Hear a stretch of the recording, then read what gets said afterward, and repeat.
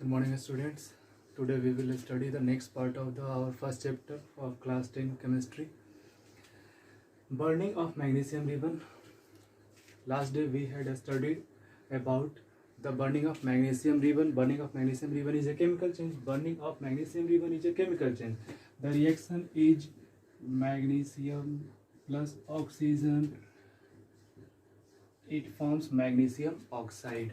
We will balance it 2Mg plus O2, 2MgO. This is magnesium and this is oxygen. Magnesium combines with oxygen to form magnesium oxide. Magnesium and oxygen has different property and magnesium oxide has entirely different property. So we can say that there is a chemical change going on. हम कह सकते हैं chemical change हो रहा है क्योंकि magnesium oxygen से reaction करके मैग्नीशियम ऑक्साइड का फॉर्मेशन कर रहा है। बर्निंग ऑफ मैग्नीशियम पहले से हमको पता है केमिकल चेंज होता है। केमिकल चेंज क्यों होता है? क्योंकि इसमें मैग्नीशियम और ऑक्सीजन रिएक्शन करके मैग्नीशियम ऑक्साइड का फॉर्मेशन करता है। मैग्नीशियम और ऑक्सीजन का प्रॉपर्टी अलग और मैग्नीशियम ऑक्साइड का प्रॉपर्टी इंटायरली डिफरेंट होता है। Before burning it it is cleaned with sand paper. लेकिन उसको जलाने से पहले मैग्नीशियम रिबन को जब हम जलाते हैं उससे पहले उसको सैंड पेपर से क्लीन करते हैं। क्यों क्लीन करते हैं? To remove the layer of basic magnesium carbonate. उसके ऊपर एक प्रोटेक्टिव लेयर होता है। There is a protective layer over the magnesium ribbon which is of basic magnesium carbonate. तो इस बेसिक मैग्नीशियम कार्बोनेट का एक प्रोटेक्टिव लेयर होता है। उस लेयर को हटाने के लिए हम लोग किसका इस्तेमाल करते हैं? Sand paper. जैसे जंग जो होता है तो श्रेष्ठ कागज जो होता है उससे हम लोग क्या करते हैं? उसको रिमूव करते हैं, जंग को हटाते हैं और उनके ऊपर जो रस्ट होता है उसको रिमूव करने के लिए। उसी तरह से मान लेते हैं मैग्नीशियम का रिबन है, इसके ऊपर एक लेयर चढ़ा हुआ है मैग्नीशियम के ऊपर बेसिक मैग्नीशियम कार्बोनेट का। इस लेयर को हम हटाएंगे। क्यों हटाएंगे? रिमूव करेंगे क्योंकि ऑक्सीजन आएगा। अगर इसके ऊपर लेयर है तो वह मैग्नीशियम से डायरेक्ट कांटेक्ट नहीं कर पाएगा और फिर मैग्नीशियम ऑक्सीजन से जब कांटेक्ट नहीं कर पाएगा तो रिएक्शन नहीं हो पाएगा। तो इस रिएक्शन को कंटिन्यू कराने के लिए, प्रोसीड कराने के लिए हमको सबसे पहले सैंड पेपर से उसके ऊपर जो बेसिक मैग्नीशियम कार्बोनेट का प्रोटेक्टिव लेयर है उसको हमको रिमूव करना पड़ेगा। यह जो बेसिक मैग्नीशियम कार्बोनेट है, बेसिक क्यों कहते हैं? क्योंकि बेसिक होता है मैग्नीशियम हाइड्रोक्साइड MgOH का whole twice. Here is basic and magnesium carbonate has formula MgCO3। तो MgOH का होल ट्वाइस और MgCO3 यह दोनों मिक्स होता है। उसके ऊपर एक लेयर चढ़ा होता है। दोनों का बेसिक नेचर का होने के कारण से इसको बेसिक बोलते हैं। बेस है मैग्नीशियम हाइड्रोक्साइड। तो बेसिक मैग्नीशियम कार्बोनेट का जो लेयर है, प्रोटेक्टिव लेयर है, उसको रिमूव कराएंगे। रिमूव कराने के बाद उसको फिर क्या कराएंगे? ऑक्सीजन से रिएक्शन कराएंगे, तब सही से जलेगा। और भी केमिकल चेंज में हम लोग एग्जांपल देखते हैं, इसके पहले भी देखें। बर्निंग ऑफ फ्यूल, किसी भी चीज को जलाना जब कंबाइन करेगा, बर्निंग मतलब कॉम्बिनेशन विथ ऑक्सीजन। तो जब भी ऑक्सीजन से कंबाइन करेगा तो ऑक्साइड बनाएगा और यह जो ऑक्साइड होगा इंटायरली डिफरेंट होगा, प्रॉपर्टी चेंज हो जाएगा। एक चीज और ध्यान क्या रखना है इसमें, यहाँ पे वी हैव टू, हमको ध्यान यहाँ रखना है एक चीज का, मैग्नीशियम है और ऑक्सीजन है तो यहाँ बन गया मैग्नीशियम ऑक्साइड। लेकिन ध्यान क्या रखना है कि सिंपल फिजिकल मेथड से, by the simple physical methods we can not reverse back this reaction. हम इसको रिवर्स नहीं कर सकते हैं, रिएक्टेंट को हम ऑब्टेन नहीं कर सकते हैं। तो केमिकल रिएक्शन का यह एक इंपॉर्टेंट प्रॉपर्टी होता है, we can not reverse the products by simple physical method. Simple physical method में क्या क्या आएगा? जैसे सिंपल फिजिकल मेथड में हीट कर दिए या फिर उसको टेम्परेचर डाउन कर दिए। जैसे मान लेते हैं वाटर है हमारे पास, तो वाटर को अगर हम फ्रिज में डाल देंगे तो यह आइस में कन्वर्ट हो जाएगा और फिर आइस को हीट करेंगे तो यह वाटर में कन्वर्ट हो जाएगा। तो यह सिंपल फिजिकल मेथड से हम रिवर्स कर सकते हैं। तो यहाँ जो चेंजेज हो रहा है फिजिकल चेंज हो रहा है। लेकिन यहाँ here magnesium combines with oxygen to form magnesium oxide, but this magnesium oxide cannot be reversed back into magnesium and oxygen by simple physical method. We have to apply chemical processes to reverse or get the reactant again, but we cannot get the reactant in simple physical methods. magnesium oxide को हम magnesium और oxygen में physical method, भौतिक तरीकों से हम उसको बदल नहीं सकते हैं आसान तरीकों से। उसके लिए हमको केमिकल प्रोसेस का यूज करना होगा। तो they can be reverse back by chemical processes. तो केमिकल प्रोसेस का यूज करेंगे तभी यह रिवर्स होगा। लेकिन फिजिकल चेंजेस को सिंपल फिजिकल मेथड से हम आसानी से रिवर्स कर सकते हैं। और एक चीज़ जो बॉन्ड में कल बताए थे, H2 plus O2 forms H2O। Hydrogen और ऑक्सीजन कंबाइन करके हाइड्रोजन ऑक्साइड यानी वाटर का फॉर्मेशन करता है। तो यहाँ जो बॉन्डिंग बनेगा इसमें ध्यान रखना है, H ऊपर होगा, oxygen will be at upper and and hydrogen will be at the lower and. Oxygen here it will be the central item, oxygen central item होगा, और हाइड्रोजन, दो हाइड्रोजन एक ऑक्सीजन से कंबाइन करेगा। तो ओल्ड बॉन्ड जो होगा, पुराने जो बॉन्ड होंगे, रिएक्टेंट में जो बॉन्ड होगा टूटेगा, ऑक्सीजन ऑक्सीजन के बीच, हाइड्रोजन हाइड्रोजन के बीच। यहाँ जो हाइड्रोजन हाइड्रोजन के बीच बॉन्डिंग होगा और यहाँ जो ऑक्सीजन ऑक्सीजन के बीच बॉन्डिंग होगा, यह बॉन्डिंग टूटेगा, यह दोनों बॉन्ड टूटेगा, और फिर एक हाइड्रोजन इसका, दो हाइड्रोजन इसका इस ऑक्सीजन से जाकर कंबाइन करेगा। तो यहाँ breaking of old bond that is present in the reactant side and formation of new bond in the product side will take place। तो नए बॉन्ड का फॉर्मेशन होगा प्रोडक्ट में। here it will central atom will be oxygen because one oxygen requires two hydrogen atoms, one two oxygen atom requires two hydrogen atom। तो एक oxygen को दो hydrogen चाहिए, तो यहाँ पे दो नए बॉन्ड का फॉर्मेशन होगा।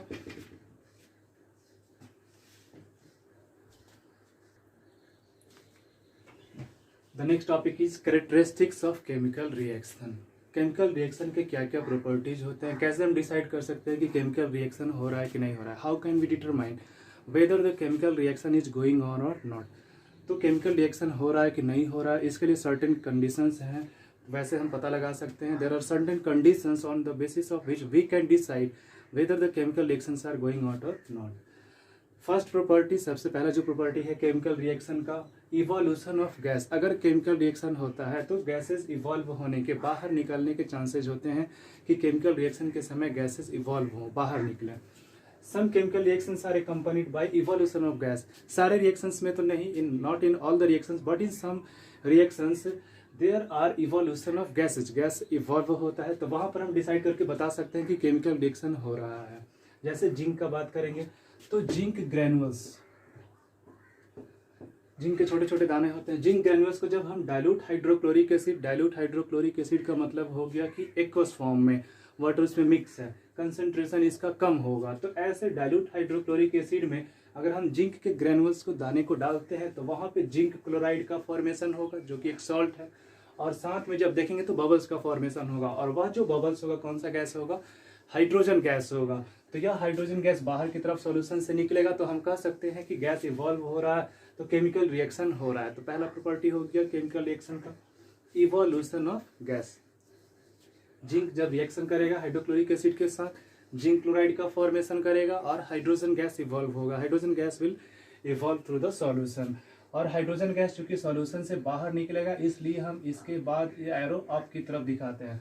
यह जो एरो अपवर्ड है यह शो करता है कि केमिकल रिएक्शन में इवोल्यूशन ऑफ गैसेज हो रहा है, गैस इवॉल्व हो रहा है, सॉल्यूशन से बाहर निकल रहा है।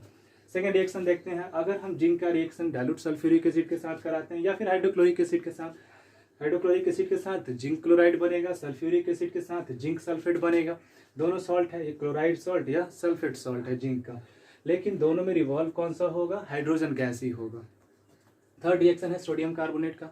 सोडियम कार्बोनेट को अगर हम हाइड्रोक्लोरिक एसिड से रिएक्शन कराते हैं तो फॉर्मेशन किसका होगा, सोडियम क्लोराइड का, जिसको कॉमन सॉल्ट बोलते हैं। सेकेंड, वाटर का फॉर्मेशन होगा और साथ में कार्बन डाइऑक्साइड गैस इवॉल्व होगा। कार्बन डाइऑक्साइड जो गैस होगा वह सॉल्यूशन से बाहर आएगा, यहाँ इवोल्यूशन ऑफ गैसेज होगा, इसलिए हम यहाँ एरो ऊपर की तरफ दिखाते हैं। कहीं कहीं पे आएगा टेस्ट करने के लिए, how can you test whether some gases are evolved और नॉट। हाइड्रोजन गैस के प्रेजेंस को टेस्ट करने के लिए हम लोग यूज करते हैं जब हाइड्रोजन गैस को अगर हम फ्लेम के पास ले जाते हैं या बर्निंग कैंडल के पास ले जाते हैं तो हाइड्रोजन इज हाईली इन्फ्लेमेबल। तो हाईली इन्फ्लेमेबल होने के कारण से यह बर्न करता है, जैसे क्रैकर्स बर्न होते हैं पॉप साउंड के साथ। तो हाइड्रोजन गैस अगर हम मान लेते हैं कि जिंक का रिएक्शन हाइड्रोक्लोरिक एसिड के साथ कराते हैं, जिंक क्लोराइड बना, तो वहाँ जो गैस इवॉल्व हो रहा है उस गैस को अगर हम ट्यूब से पास कराते हैं, और ट्यूब जो है मान लेते हैं कैसे बीकर रखते हैं, यहाँ इसके ऊपर एक ट्यूब लगा देते हैं, इसमें हाइड्रोक्लोरिक एसिड और इसमें डालते हैं जिंक। तो जिंक जब डालेंगे तो हाइड्रोक्लोरिक एसिड के साथ रिएक्शन करके बनाएगा जिंक प्लस HCl बनाएगा ZnCl2 plus hydrogen gas evolve होगा तो गैस ऊपर की तरफ बाहर निकलेगा। गैस जब इवॉल्व होगा बाहर निकलेगा तो यहाँ पे यह जो इसके माउथ होगा इसके पास अगर हम कैंडल बर्निंग कैंडल लाते हैं तो यहाँ ये जो जलेगा पॉप साउंड के साथ जलेगा। तो पॉप साउंड शो करता है कि हाइड्रोजन वहाँ पे प्रेजेंट है, हाइड्रोजन गैस इवॉल्व हो रहा है। कार्बन डाइऑक्साइड का टेस्टिंग करना होगा तो इसको लाइम वाटर से पास कराते हैं। लाइम वाटर होता है, आगे पढ़ेंगे, तो लाइम वाटर जो होता है उसके ऊपर से पास कराएंगे तो इसमें क्या होगा, उसका जो कलर होगा लाइम वाटर के ऊपर इसका कलर कैसा हो जाएगा, मिल्की वाइट हो जाएगा। तो जब कार्बन डाइऑक्साइड गैस को लाइम वाटर से पास कराते हैं तो उसका सॉल्यूशन का कलर मिल्की वाइट हो जाता है। और अगर कलर चेंज हो गया, if there is a colour change, if the colour becomes milky white, we can say that carbon dioxide gas is present there.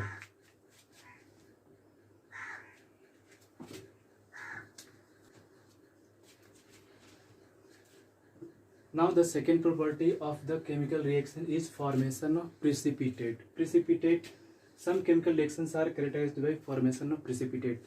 First property was for evolution of gas and second property is formation of precipitate. Precipitate होता क्या है? A precipitate is a solid product which separates from the solution during a reaction. किसी भी reaction के समय solution में अगर कोई सॉलिड सब्सटेंस उससे सेपरेट होकर बाहर आ जाता है तो उसको हम लोग क्या कहते हैं, प्रिसिपिटेट कहते हैं।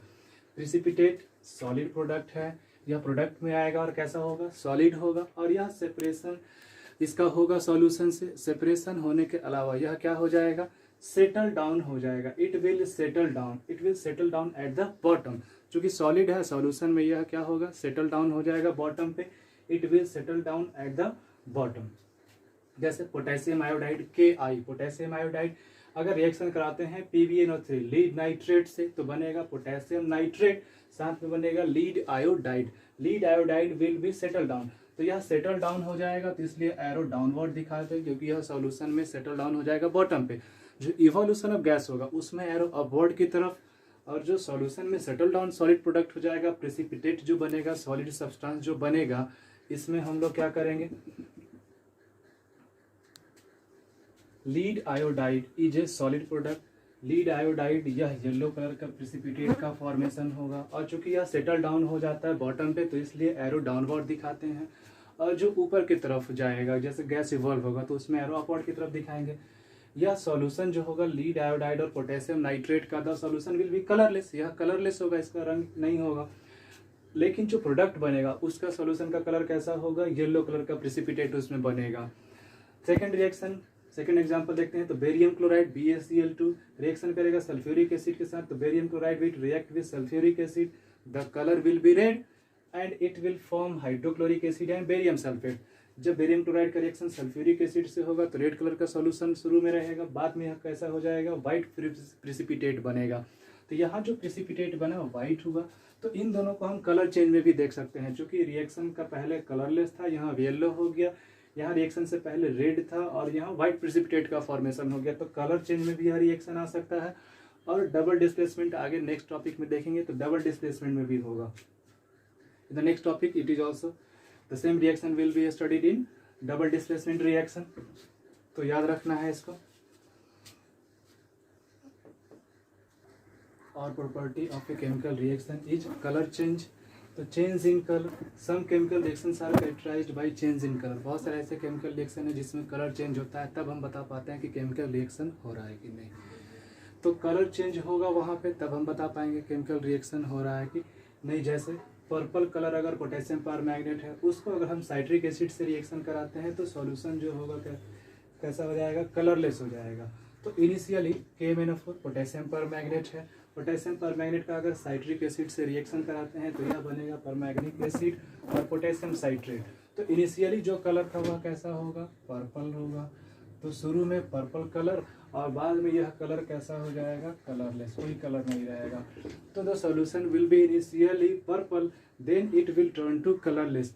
When potassium permanganate reacts with citric acid it becomes colourless from its initial colour purple. तो यहाँ पे कलर चेंज हो रहा है क्योंकि पोटेशियम परमैंगनेट का रिएक्शन हो गया साइट्रिक एसिड के साथ, तो कलर चेंज होता है तब भी हम बता पाते हैं कि रिएक्शन हो रहा है कि नहीं। थर्ड प्रॉपर्टी है। सेकेंड इसमें एग्जाम्पल है, जब सल्फर डाइऑक्साइड को पास कराते हैं पोटेशियम डाइक्रोमेट सॉल्यूशन जो कि ऑरेंज कलर का होता है इनिशियली। तो orange colour potassium dichromate solution जो होगा K2Cr2O7, यह पोटेशियम डाइक्रोमेट है। इसको सल्फर डाइऑक्साइड से रिएक्शन कराएंगे तो यह जो कलर चेंज होगा फाइनली क्या हो जाएगा, ग्रीन हो जाएगा। तो K2Cr2O7 साथ में इसको एसिडिफाई कर दिए, सल्फ्यूरिक एसिड डाल दिए, अब इसके ऊपर सल्फर डाइऑक्साइड गैस पास कराएंगे तो यह जो कलर हो जाएगा रिएक्शन के बाद सॉल्यूशन का कैसा हो जाएगा, ग्रीन हो जाएगा। तो यह जो कलर चेंज ऑरेंज से ग्रीन हो गया, यह बताता है कि कलर चेंज हो रहा है, इसका मतलब reaction is going on. The change in color shows that the reaction is going on and it is a characteristic property of the chemical reaction. इस रिएक्शन के लिए हम लोग सल्फर डाइऑक्साइड गैस को टेस्ट करने में करते हैं। जैसे कार्बन डाइऑक्साइड गैस को टेस्ट करने के लिए हम लोग उसको लाइम वाटर से पास कराते हैं, मिल्की वाइट हो जाएगा। तो उसी तरह से सल्फर डाइऑक्साइड है कि नहीं, प्रेजेंट है कि नहीं, उसको टेस्ट कराने के लिए हम लोग इसका इस्तेमाल करते हैं। तो उसको टेस्ट करने के लिए हम लोग इस रिएक्शन का यूज करते हैं।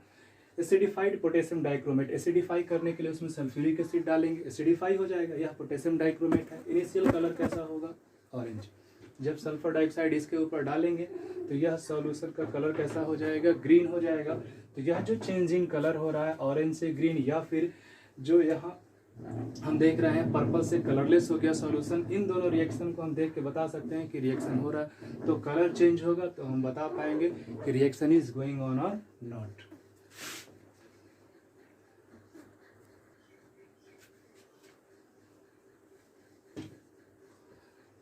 Next point is the next characteristic is change in temperature. Change in temperature. Some chemical reactions are accompanied or characterized by change in temperature. कुछ ऐसे chemical reaction होते हैं जो हम बता सकते हैं कि हो रहे हैं कि नहीं, किसके आधार पे, टेम्परेचर चेंज के आधार पे। तो टेम्परेचर चेंज दो तरीके से हो सकता है, या तो इंक्रीज हो सकता है टेम्परेचर, रिएक्टेंट का जो प्रोडक्ट का टेम्परेचर या तो इंक्रीज हो सकता है या फिर डिक्रीज हो सकता है। तो टेम्परेचर या तो इंक्रीज होगा या डिक्रीज होगा, इसके बेसिस पे जो चेंज इन टेम्परेचर वाले रिएक्शन होंगे जिनमें टेम्परेचर चेंज होगा, उन रिएक्शंस को दो पार्ट में बांटा गया। The reactions in which there is a change in temperature are classified into two parts. The first one is exothermic reaction and the second one is endothermic reaction. Exothermic reaction, let us understand exothermic reaction. पहले exothermic reaction देखते हैं। Exo means out, thermic means heat. तो वैसा reaction, the reaction in which heat is evolve, जिसमें heat evolve मतलब out, जिसमें हीट बाहर निकलता, वैसे रिएक्शन जिसमें हीट बाहर निकलते हैं उसको एक्सोथर्मिक। सिंपल, एक्सो मीन्स याद रखना है out, thermic means heat, thermal means heat होता है। तो एक्सोथर्मिक रिएक्शन जिसमें हीट आउट होता है यानी बाहर निकलेगा। The reaction in which heat is evolve, इसका मतलब रिएक्टेंट का टेम्परेचर कम होगा और प्रोडक्ट का टेम्परेचर ज़्यादा होगा। ऐसे रिएक्शन को हम लोग एक्सोथर्मिक रिएक्शन कहते हैं। पहले एक इसमें टर्म है जो याद रखना है हम लोगों को, CaO, कैल्शियम ऑक्साइड है, इसको हम लोग लाइम या क्विक लाइम कहते हैं। सेकेंड वन इज CaOH का होल ट्वाइस, कैल्शियम हाइड्रोक्साइड है, इसको हम लोग लाइम वाटर या इसी को स्लैक लाइम कहते हैं।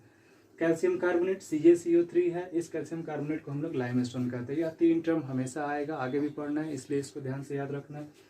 तो अगर हम देखते हैं when quick lime reacts with water, जब हम क्विक लाइम को, इस क्विक लाइम को वाटर के साथ रिएक्शन कराते हैं तो कैल्शियम हाइड्रोक्साइड का फॉर्मेशन होता है, और कैल्शियम हाइड्रोक्साइड के फॉर्मेशन होने के साथ साथ a lot of heat is evolve. इसका सबसे अच्छा एग्जांपल जब हम लोग देखेंगे कि एक ग्लास है, उसमें पानी रखेंगे, पानी में जब हम चूना डालते हैं, कैल्शियम ऑक्साइड डालते हैं, तो कैल्शियम ऑक्साइड को डालने के बाद वह जो पानी है खौलने लगता है, बॉयल होने लगता है, और जो ग्लास है वह हीट हो जाता है। क्यों? क्योंकि वहाँ पे क्विक लाइम जो था, कैल्शियम ऑक्साइड जो था, वाटर से रिएक्शन करके लाइम वाटर का फॉर्मेशन किया, और it is a highly exothermic reaction. यह बहुत ज़्यादा हाईली एक्सोथर्मिक रिएक्शन है क्योंकि यहाँ बहुत ज़्यादा अमाउंट में हीट प्रोड्यूस होता है। इसके अलावा और एक्सोथर्मिक रिएक्शंस देखेंगे तो हमारे बॉडी में जो रिस्पायरेशन होता है, रिस्पायरेशन में हम लोग देखे हैं कि ग्लूकोज है, यह कंबाइन करता है ऑक्सीजन से, तो कार्बन डाइऑक्साइड और हीट रिलीज करता है, जो किस रूप में जमा होता है, ATP के रूप में। ATP में जो एनर्जी आता है, बेसिकली कौन सा एनर्जी होता है, हीट एनर्जी, उसमें जाके कन्वर्ट हो जाता है।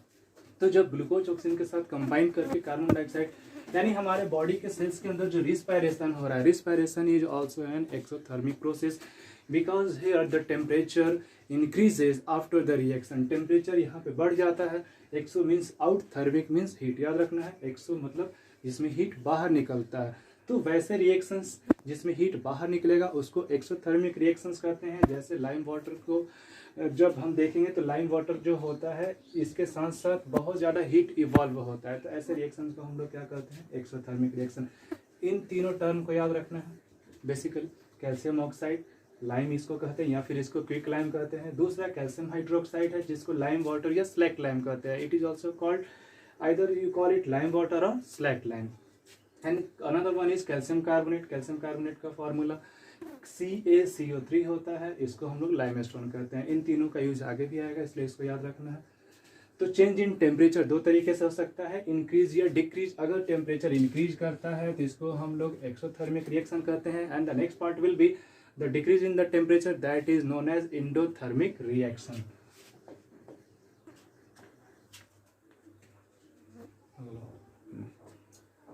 The fifth property of chemical reaction is change in temperature. Change in temperature में हम लोग देख चुके हैं कि increase अगर होगा, if there will be increase in the temperature, it is known as exothermic reaction, and if there is decrease in the temperature after the reaction, it will be called endothermic. Endo means inside मतलब अंदर की तरफ, thermic मतलब heat। तो जिसमें heat हमको देना पड़े या जो हीट को एब्जॉर्ब करेगा, जो हीट रिलीज करेगा उसको एक्सोथर्मिक कहेंगे, और जो हीट को एब्जॉर्ब करेगा अंदर की तरफ लेगा उसको एंडोथर्मिक रिएक्शन कहेंगे। The reaction in which heat is absorb, तो हीट इसमें एब्जॉर्ब होगा। जैसा हम देखते हैं बेरियम हाइड्रोक्साइड को अगर हम अमोनियम क्लोराइड से रिएक्शन कराते हैं तो बेरियम क्लोराइड बनेगा, अमोनिया बनेगा, साथ में वाटर बनेगा। लेकिन अगर टेम्परेचर को स्टडी करेंगे तो इस रिएक्टेंट का टेम्परेचर और इस प्रोडक्ट का टेम्परेचर, इसको हम देखते हैं। तो रिएक्टेंट और प्रोडक्ट दोनों के टेम्परेचर को देखेंगे तो रिएक्टेंट का टेम्परेचर ज़्यादा होगा, प्रोडक्ट का टेम्परेचर कम हो जाएगा। Finally beaker will become cold, beaker जो होगा ठंडा हो जाएगा। इसका मतलब बीकर क्या किया, हीट को एब्जॉर्ब कर लिया। तो हीट जहाँ पे एब्जॉर्ब हो जाएगा, बेरियम हाइड्रोक्साइड का अमोनियम क्लोराइड से रिएक्शन किया तो जो इनिशियल टेम्परेचर होगा, मान लेते हैं initial temperature 20 degree Celsius, let initial temperature भी 20 डिग्री and final temperature भी 15 degree Celsius. there is a decrease in the temperature, temperature यहाँ डिक्रीज हो रहा है। तो जहाँ भी टेम्परेचर डिक्रीज हो मतलब टेम्परेचर वहाँ एब्जॉर्ब हो रहा है, और ऐसे रिएक्शंस को हम लोग क्या कहते हैं, एंडोथर्मिक रिएक्शन। जैसे कैल्शियम कार्बोनेट है, लाइमस्टोन है, इसको हीट करते हैं। तो लाइमस्टोन को जब हीट करते हैं तो कैल्शियम ऑक्साइड बनेगा, साथ में कार्बन डाइऑक्साइड गैस रिलीज होगा। तो कार्बन डाइऑक्साइड गैस तो ऊपर की तरफ निकल जाएगा, लाइमस्टोन जो इधर था किस में बदल गया, क्विक लाइम में बदल गया। तो यहाँ जो रिएक्शन हो रहा है इसमें हमको हीट देना पड़ रहा है। तो एक चीज़, दो चीज़ों का ध्यान रखना है। अगर रिएक्टेंट में हमको हीट देना पड़े, इनिशियल शुरू में हमको हीट देना पड़े, if we apply heat in the reactant side, अगर हम हीट रिएक्टेंट साइड में देते हैं या रिएक्शन से पहले हमको हीट देना पड़े, तो जहाँ पे हमको हीट देना पड़े या जहाँ पे सब्सटेंस के प्रोडक्ट का टेम्परेचर कम हो जाए, तो ऐसे रिएक्शंस को एंडोथर्मिक। और जहाँ पे प्रोडक्ट में हीट आए तो प्रोडक्ट साइड में हीट आएगा, तो यहाँ पे हीट इवॉल्व हो रहा है, और हीट इवॉल्व हो रहा है तो इसको कहाँ रखेंगे, एक्सोथर्मिक में। और जो रिएक्टेंट साइड में हीट अगर रिएक्शन में लिखा हुआ है तो हम समझ जाएंगे कि वह कैसा रिएक्शन होगा, एंडोथर्मिक रिएक्शन होगा। इंडो जो हीट एब्जॉर्ब होगा, हीट जब एब्जॉर्ब होगा या तो एरो के ऊपर या एरो के पहले लिखेंगे, या फिर प्रोडक्ट का टेम्परेचर कम हो जाएगा। ऐसे रिएक्शंस को एंडोथर्मिक रिएक्शन। एक्सोथर्मिक में हीट कहाँ लिखा होगा, प्रोडक्ट में लिखा होगा। तो प्रोडक्ट में जो हीट लिखा होगा वह हमको शो करेगा कि एक्सोथर्मिक रिएक्शन है। रिएक्टेंट में हीट लिखा रहेगा तो हम भी समझेंगे कि वह कैसा रिएक्शन है, एंडोथर्मिक रिएक्शन है। बेसिक याद रखना है, इंडो मीन्स इनसाइड जो हीट को एब्जॉर्ब करे, एक्सो मीन्स आउटसाइड जो हीट को रिलीज करे। दूसरा हम कह सकते हैं कि जिसमें फाइनली टेम्परेचर इंक्रीज कर जाए, ऐसे रिएक्शंस को हम लोग क्या कहेंगे, एक्सोथर्मिक रिएक्शन। और जिसमें फाइनली टेम्परेचर डिक्रीज हो जाए, तो जहाँ टेम्परेचर बढ़ जाता है एक्सोथर्मिक, जहाँ टेम्परेचर कम हो जाता है, वैसे रिएक्शंस को हम लोग क्या कहते हैं, एंडोथर्मिक रिएक्शन कहते हैं।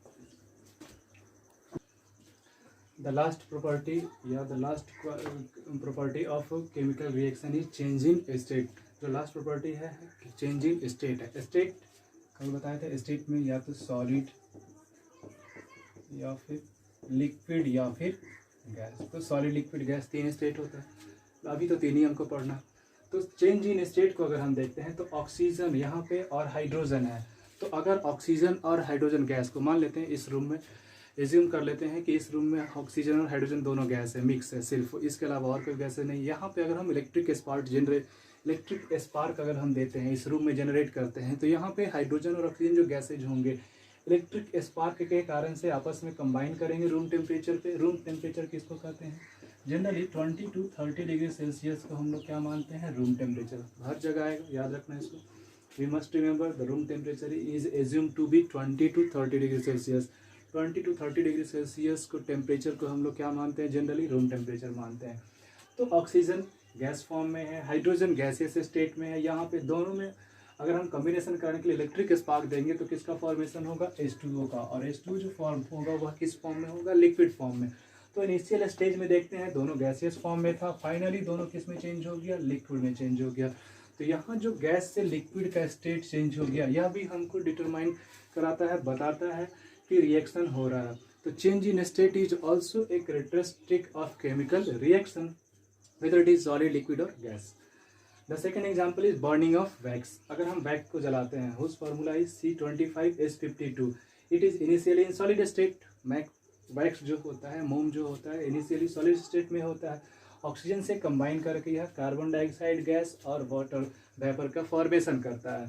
तो इनिशियली यह सॉलिड था, ऑक्सीजन से कंबाइन करके कार्बन डाइऑक्साइड बनाया और वाटर बनाया। तो कार्बन डाइऑक्साइड गैसियस फॉर्म में, वाटर जो होगा वेपर के फॉर्म में होगा, यह भी गैसियस फॉर्म में ही होगा, वेपर के फॉर्म में होगा। तो दोनों गैसियस फॉर्म में है। तो इनिशियली यह सॉलिड स्टेट में है और यह दोनों किस फॉर्म में बना?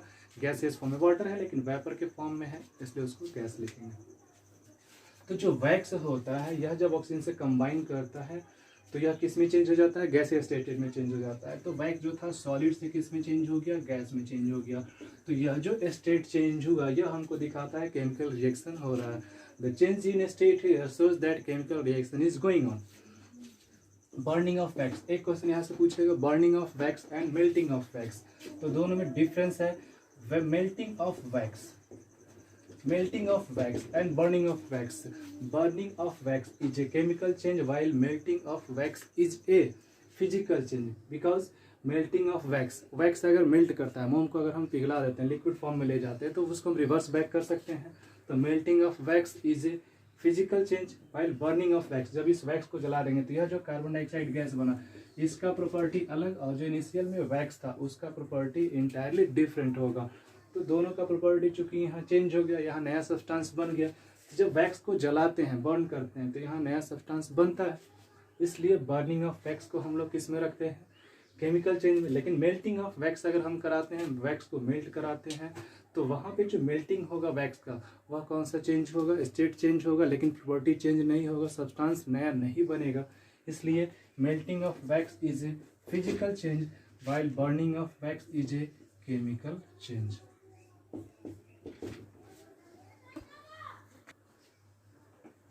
चैप्टर 1 का जो नोट्स है उसका पीडीएफ फॉर्म का लिंक दिया हुआ है। फर्स्ट पार्ट जो हम अपलोड किए थे उसके डिस्क्रिप्शन में, तो उसको अपलोड डाउनलोड करके और उस नोट्स को पहले लिख लेना है। उसके बाद से नोट्स को सामने रख के तब जाकर इसको स्टडी करना है, तब ज़्यादा समझ में आएगा, क्लियर होगा।